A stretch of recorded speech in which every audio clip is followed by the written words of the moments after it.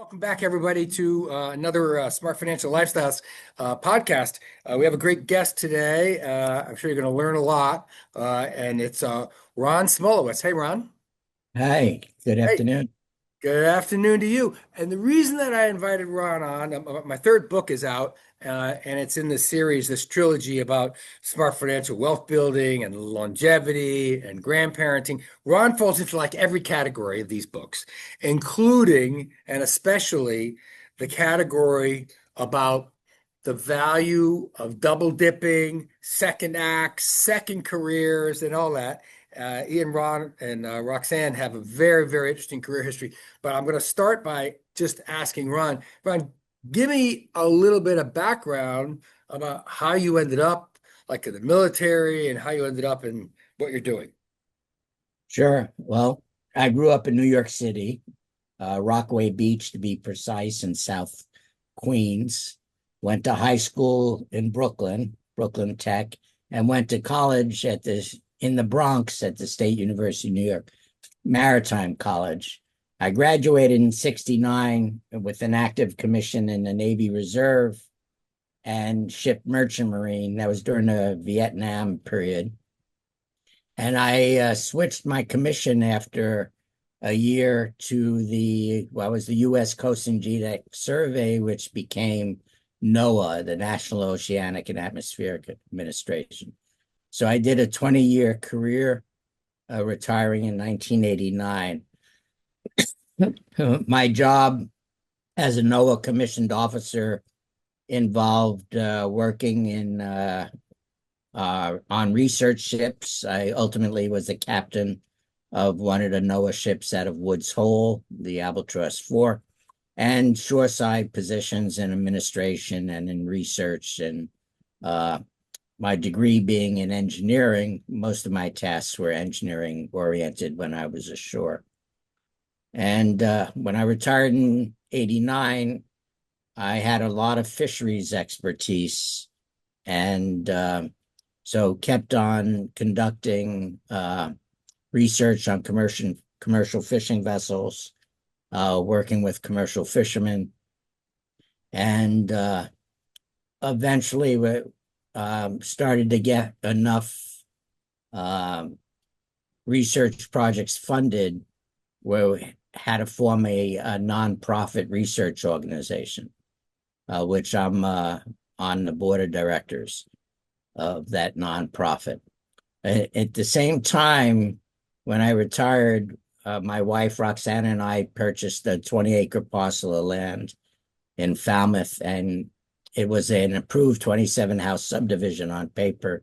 We converted it into a farm, and it's called Coonamessett Farm, and it grows small fruit and vegetables. And so we operate that farm as well. Well, did you meet Roxanne when she was at Woods Hole, or did she end up at Woods Hole after you guys were together? Because I know she was at Woods Hole as well.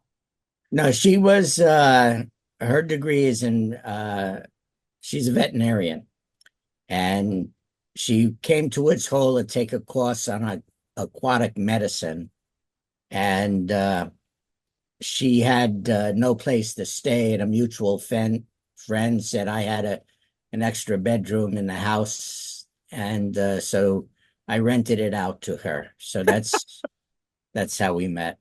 So it was a purely financial relationship. I love that. And it looks like, have you stopped charging her rent now? No. Okay, so I know you guys have a very exciting career, and I've been to Coonamessett. And for those people who haven't, let me say we're recording this in September of 2025, and I have been there at a bunch of different seasons. So, Ron, I know you have like a lot of guests and folks come, and the vegetable markets. When does Coonamessett sort of like stop having guests and tours and kids? So what time of year do you guys shut down? We shut down Christmas Eve.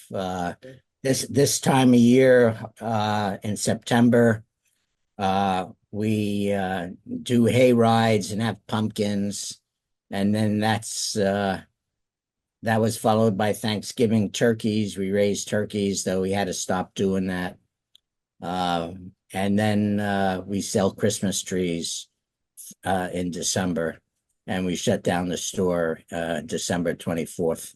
There's a lot of time for those folks that are listening if they want to have a great experience. And let me give them another plug at Coonamessett Farm in Falmouth. I mean, it's really easy to find. There aren't that many. If you put Coonamessett Farm into your Google, there aren't that many confusing addresses. You will find your way there. Okay, so you have this great history. In the book that I wrote this couple of books about money. You actually, I don't know if it was accidental or on purpose. I think you're on your third career. I think you're a triple dipper, not a double dipper. I think you're a tripler. And that's one of the reasons that I wanted to have you on. I have a lot of ex-military. One of my best friends and one of my neighbors in Colorado, he's retired Navy, she's retired Army. And we joke about this all the time. So you did 20 in the Navy, right? Then retired Right. Navy. It was So you had that was your first career, right? Then your second career, did you go right into the consulting and farm business, or were you doing something else in between? no went right into the farming and consultant. Okay, and running the philanthropy, which is another like career number three, right? Uh, Right. so so tell me what the plan is. I know this is probably going to get a little detailed, but Ron, what do you think? I know you've had a lot of great detailed input on it. What do you think of what's going on with commercial fishermen? Can you give us a little snapshot, a 3x5 card? I hear the complaints about all of the beef farmers out west when I come back from Colorado, but I'd like to hear what's going on in the fishing industry in New England. Well, we uh, we have a pretty good management system in place, but the resource for environmental reasons right now is depressed. That's an increase in ocean temperatures for one, and shifts in the general ecology, movement of species and what have you.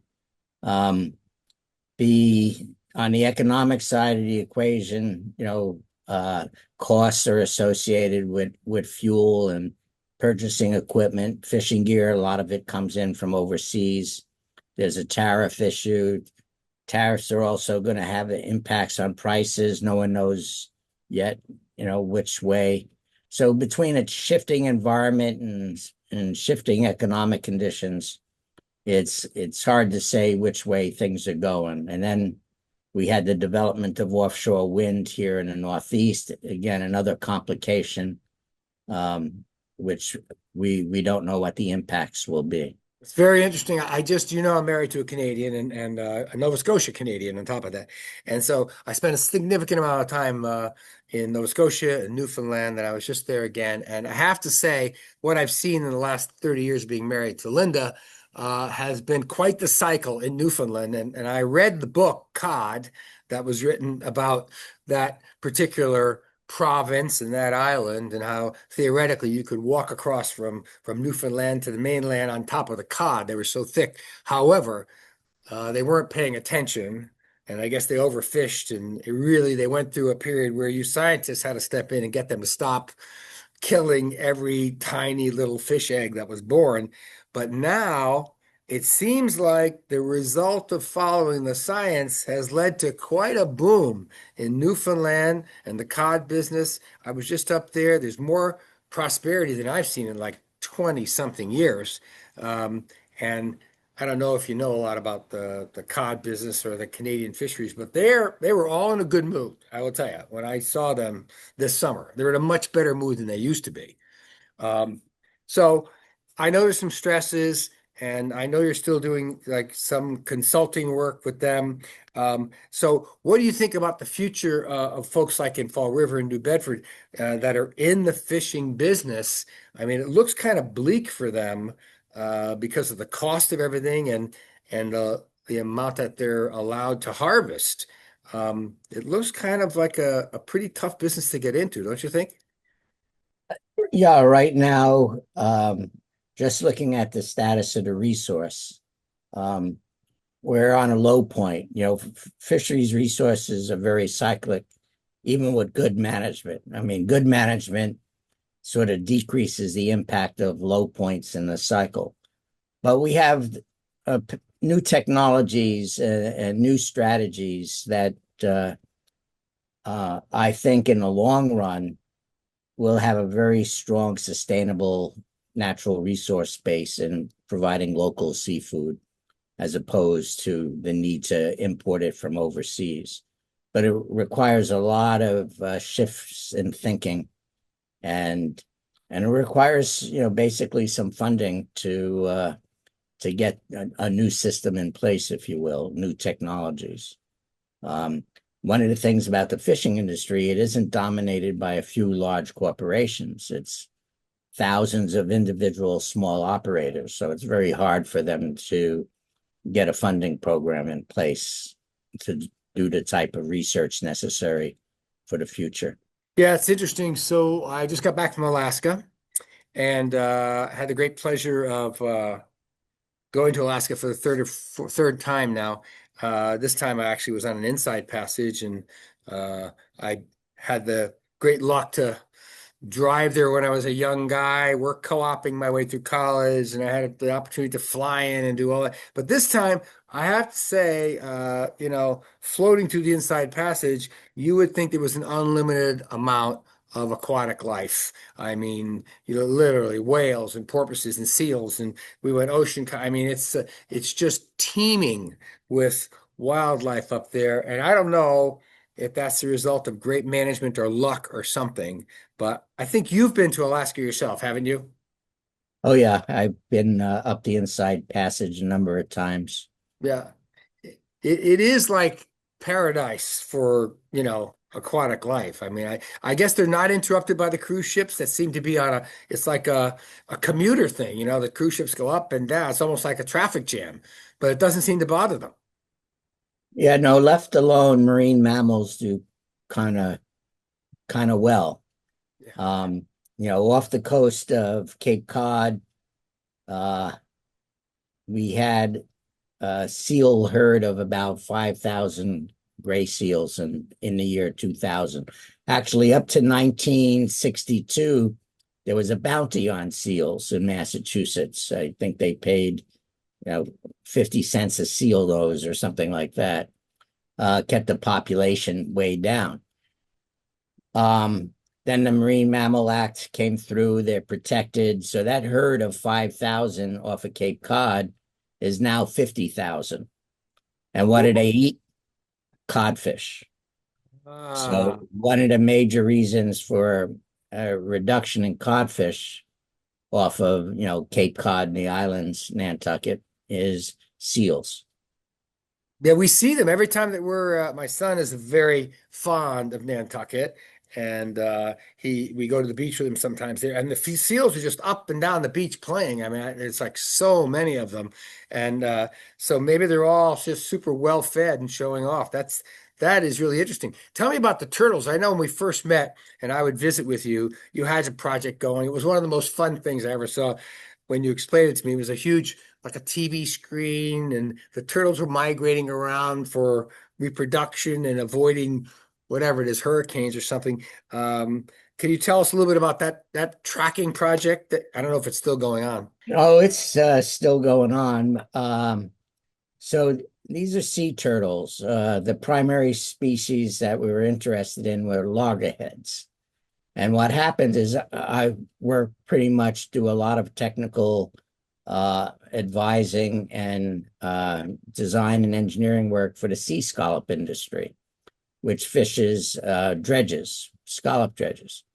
And around 1999, some fishermen came to me and they said they caught some sea turtles in their dredges. They had never seen them before. And so I checked with the government, and there had only been a record of 4 sea turtles caught in the scallop fishery. 2 of them were, wrapped in gill nets and dead, so they were not necessarily harmed by the dredging. They were just scooped up. And so there was a concern that there might be a problem. So that we decided as an industry, let's get ahead of the problem. And we designed what we called turtle chains, a way to prevent turtles from being scooped up in a dredge. But then the numbers started coming in, and all of a sudden, the scallop fishery and other fisheries were starting to have major interactions with turtles.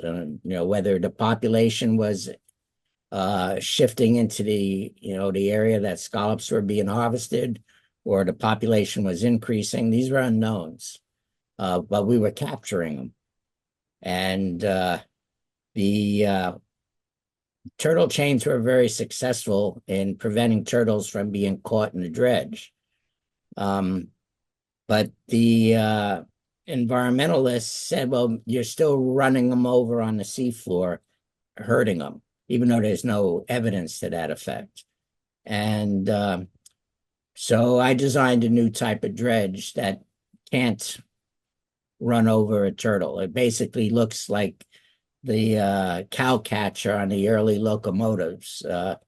Any turtle encountered goes over the dredge, and we did a bunch of research and found that it doesn't cause any harm, and we weren't catching turtles anymore.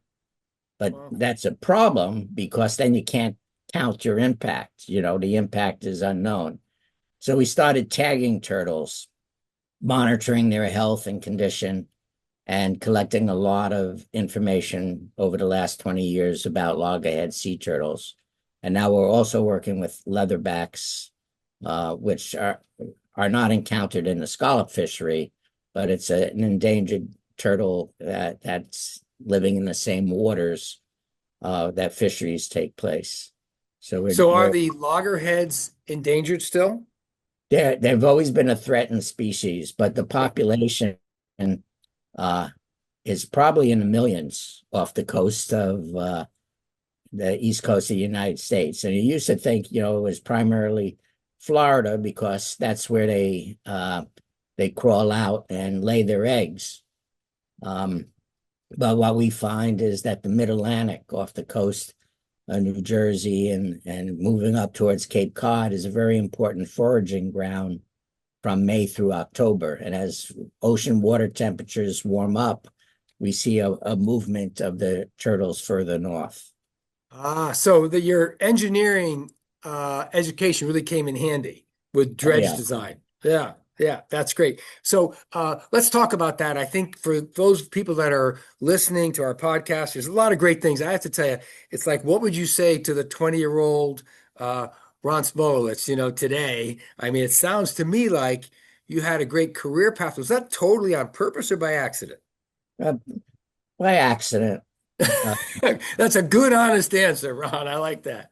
I somehow, when I was in sixth grade, I lived in a housing project overlooking the entrance to New York City Harbor. So I was always intrigued about the sea. Uh, my grandfather had a career at sea. And so I wanted to be an oceanographer. And then I ended up going to Brooklyn Tech, which is sort of engineering oriented, even though I took a college prep. And then from there, I got into the State University of New York Maritime College, which has sort of two programs. One's called engineering and one's called DEC, marine transportation. And the oceanography was a course curriculum under marine transportation. That's what I signed up for. But when I arrived at school, they stuck me in an engineering platoon. And I said, this is a mistake. Apparently it's because I had gone to an engineering high school. And but a couple of upperclassmen called me to their room, braced me up, and told me it would be a mistake to become a techie, that I should remain an engineer and or else. And so I ended up remaining an engineer. It's interesting. You have so much in common.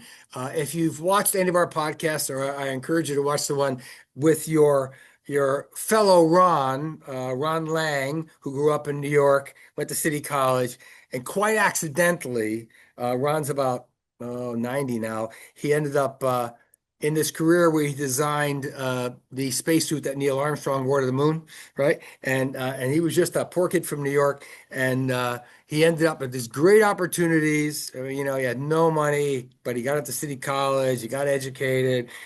One thing led to another. He has a great story. But one of the things about growing up in the Bronx and all that stuff is that he's very familiar with salmon, otherwise known as Nova Scotia lox, right? Because his favorite deli was Russ and Daughters, who is a famous New York deli, right? And I went there. I think I went to the one in Brooklyn or something with my son. And my friend Ron said, well, I was there when those guys opened up, and I was a 10-year-old kid.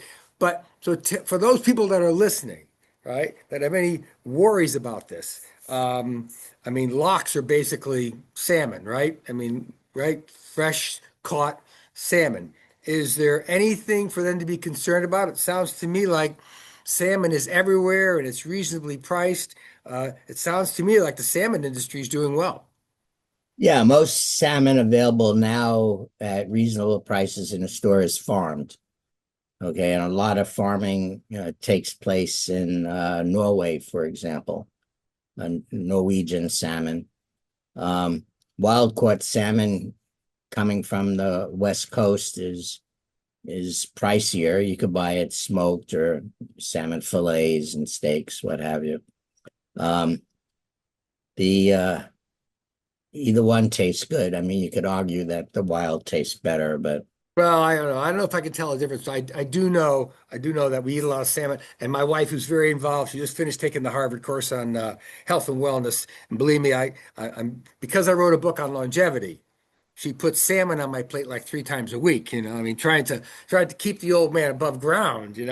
But speaking of that, so as a bit of career advice, now that we're at this age, kind of looking backwards a little bit, let's just like talk about a couple of things. You've had a very successful life in times of Ron Smolowitz. I mean, I really appreciate you sort of sharing, just so that some other people can listen. What do you think about this type of career path of going into the military first to get some education and training, and then using the skills in the military to go into your second act? Seemed to work great for you. I think it works great for just about everybody that I know. Now, my younger boy, Josh, he went to the Coast Guard Academy and graduated in 2009. So he has only 3 more years to go. And at the Coast Guard Academy, he sort of majored in engineering and and he became a helicopter pilot. So he flew Whoa. helicopters for 4 years and then decided, well, that's not necessarily a good long-term thing, flying helicopters. So he concentrated more on the engineering, and the Coast Guard sent him through to get his master's in engineering, and he got his professional engineer's license on top of that. And he's in the facilities and engineering command based out of Cleveland. And I'm hoping when his time is up, he's going to come back and take over the farm. Well, I think having seen the farm, having a background in engineering with the amount of buildings and things you have going on there, that won't hurt either. So, how many kids have you and Roxanne got? Two, Two. the older And boy, yeah, yeah, yeah, he's in his 50s. yeah. And so do they all want to get involved in the farm and the whole mission of the farm going forward? Are you going to at least end up with two hands to take over? No, no, Josh is primarily interested in that. Jess is not. He moved down to North Carolina and he's into IT and robots and things like that. So he doesn't have an interest in the farm Okay, like so that. it's interesting. Yeah, it's interesting because we're talking about how much AI is going to affect everything we do, of course, right? And I do believe to a certain extent it's going to be positive, but it's going to eat a few jobs. But you still need those hands out there picking vegetables. I don't know if AI is going to pick fresh vegetables at Coonamessett Farm. Um, are you experiencing any difficulties getting your J visa kids? Because I think you brought in a lot of kids on J visas, right? So yeah, we've done a lot of different things over the years, but our current system is that we work with Ohio State University, that has a contract with the U.S. State Department, and we get interns that are graduates of agricultural colleges overseas that get to do 1 year in the U.S. as a cultural exchange. So the primary purpose isn't to bring in workers. The primary purpose is to take leaders in the agricultural community, these graduates of agricultural colleges, and just show them the American way, if you will. So we usually get 3 or 4 interns per year. They're from places like Vietnam, South Korea, Indonesia, Central America, Ecuador, Peru, Brazil, in South America, and Africa. We've had South Africa, Kenya. This year we have a young man from South Sudan. They come in as J1 visas. They have to go through an interview in the U.S. embassies in their countries. And if they answer some of the questions wrong, like work is their primary goal, they don't get their visa. Yeah, we noticed the problem, and the reason I bring it up is we have some friends that have a farm in Elliott, Maine, and we have some friends that, like we do, we raise cattle in Colorado, and we have had, let's say, a shortage of labor for a whole bunch of different reasons lately, and very tough, especially with cows. Very tough. AI is not helping us as far as cows are concerned. I mean, we need strong backs and arms and fence builders and all that sort of thing, which is, I think, maybe one of the reasons why beef prices are so high, is because they just can't get folks to work right now. So we have a couple of, that's really interesting. So you think the military is great for everybody. When you went through your process, and we've worked together for about 20 years, you and Roxanne are great planners, and you put a lot of time and effort into planning everything, all that stuff out. Has any of that sort of dripped down to your children? Are your children also great sort of financial long-term thinkers? Uh, One is Joshua, and then the other, Jess, is not. Well, that's a 50-50 batting average. That's not so terrible, right? So we were talking about your children inheriting your great sense of planning and long term. And I have to say, your career path is something like right out of one of our books. I mean, you took advantage of the military to get an education and to get launched. It's awesome. The things you're doing with Coonamessett Farm, I mean, I think they're spectacular. I hope they're like really successful. We're gonna give another plug for everybody who wants to see Coonamessett Farm in action. You can see them in action until Christmas Eve. You can get down there. They're going to be selling Christmas trees. Hey, Ron, I meant to ask you, how come no turkeys? So we would raise 80 turkeys a year, and we free range them in our blueberries. And then we took orders from our farm members. We're a membership farm. You could join the farm annually, or you could buy a day pass if you're just visiting for the day. And we'd sell the turkeys, and then we would take them to a custom slaughterhouse and have them processed. The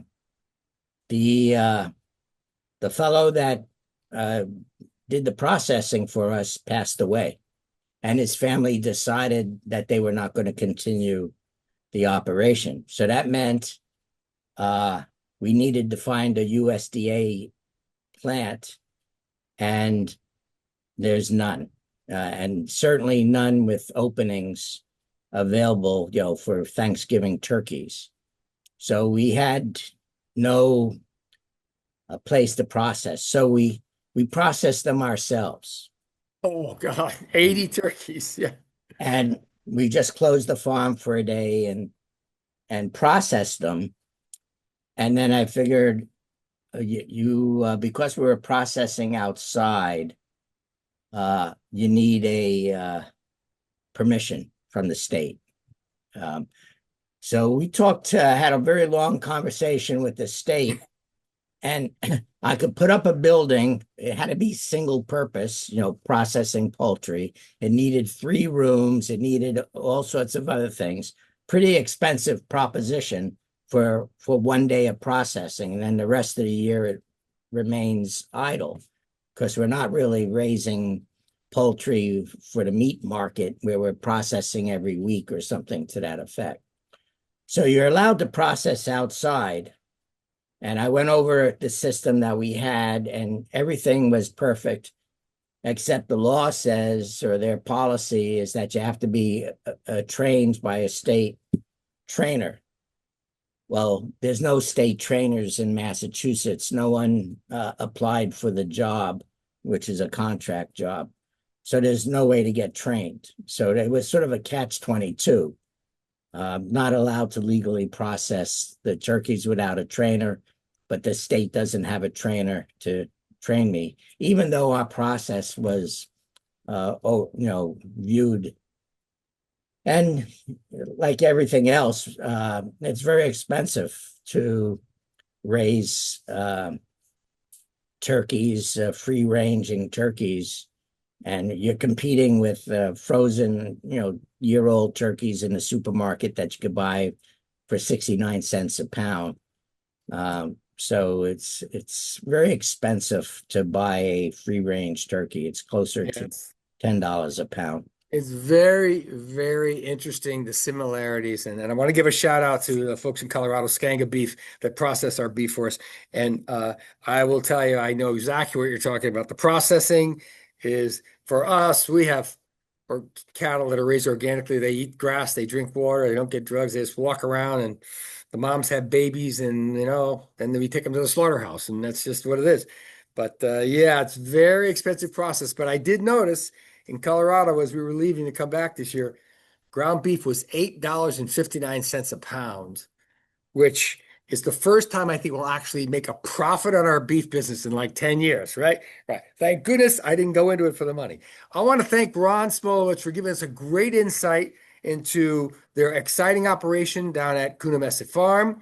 Also, a little great career advice that I've given out to a lot of people. You can do a lot worse than going into the military first, right? To get education, training, experience, become a true double dipper, or like Ron, a triple dipper. So I want to sign off now and tell everybody, if they want more information, you can subscribe to the podcast by clicking on the button below. You can email us questions and comments. Certainly, if you have any specific comments for Ron or Roxanne at Coonamessett Farm, reach out to them directly, or if you reach out to us, we will forward the questions about everything from turkey raising, blueberries, tracking turtles, whatever you want to ask questions on, feel free to reach out. Thank you for your time, Ron, and I will be seeing you at the farm, I'm sure.